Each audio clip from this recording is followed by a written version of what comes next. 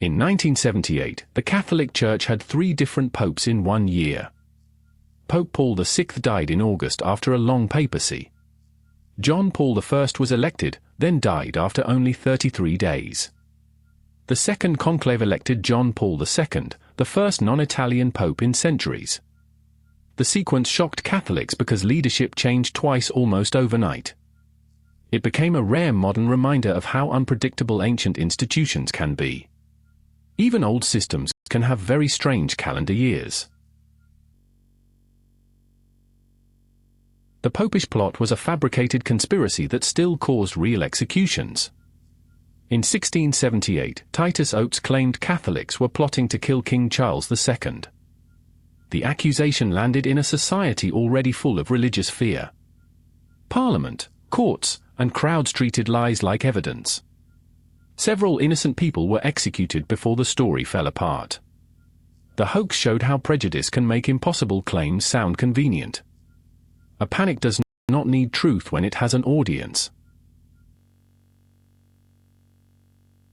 The Scopes trial turned a Tennessee classroom into a national theater. In 1925, teacher John Scopes was accused of violating a law against teaching evolution. Famous lawyers arrived, reporters flooded Dayton, and the trial became spectacle.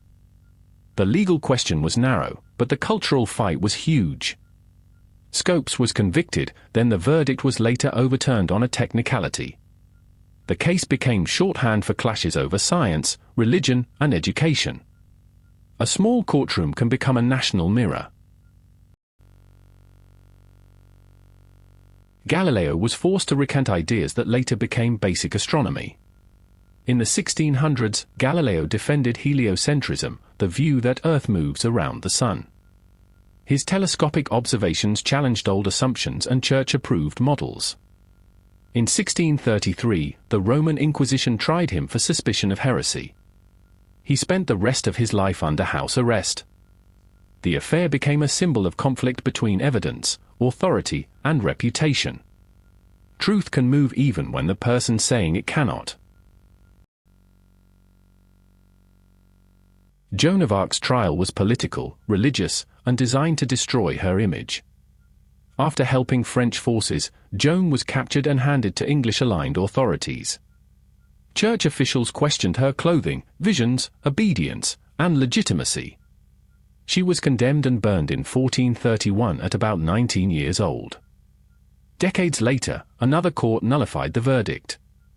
The trial failed to erase her, it helped build the legend. Sometimes a courtroom accidentally writes a saint's origin story.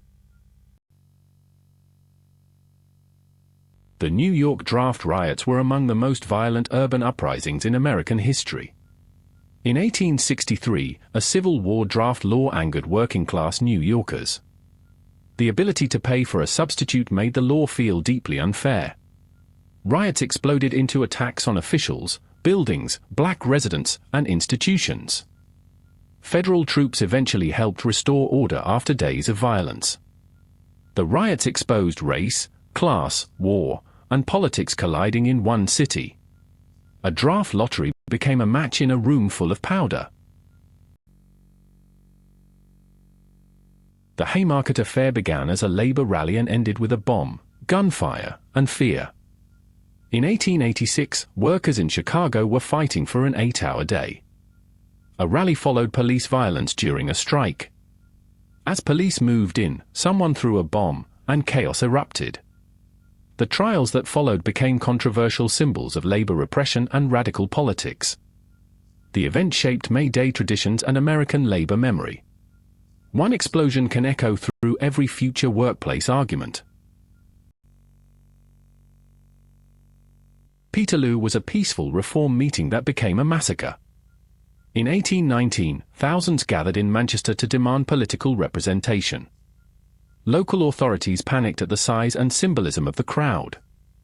Cavalry charged into the meeting to arrest speakers and disperse people. The violence shocked Britain and intensified debates over reform and repression. Its name mocked Waterloo, turning a victory reference into an indictment. When power fears a crowd, the crowd becomes history. The Ludlow massacre turned a labor strike into a national scandal. Colorado coal miners and their families lived in a tent colony during a strike. Tensions with company guards and state militia kept escalating. In 1914, gunfire and fire swept through the camp. Women and children died in a cellar beneath the burned tents. The deaths hardened public views of industrial conflict and corporate power. A strike camp became a battlefield because nobody backed down in time. The Battle of Blair Mountain was one of America's largest armed labor uprisings. In 1921, West Virginia miners marched against brutal labor conditions and private enforcement. Thousands of armed miners faced deputies, mine guards, and eventually federal troops. The conflict included gunfire across mountain ridges and even aircraft involvement. The miners were forced to stand down, but the battle became labor legend. It showed how close workplace conflict could come to open war. Sometimes the picket line climbs a mountain.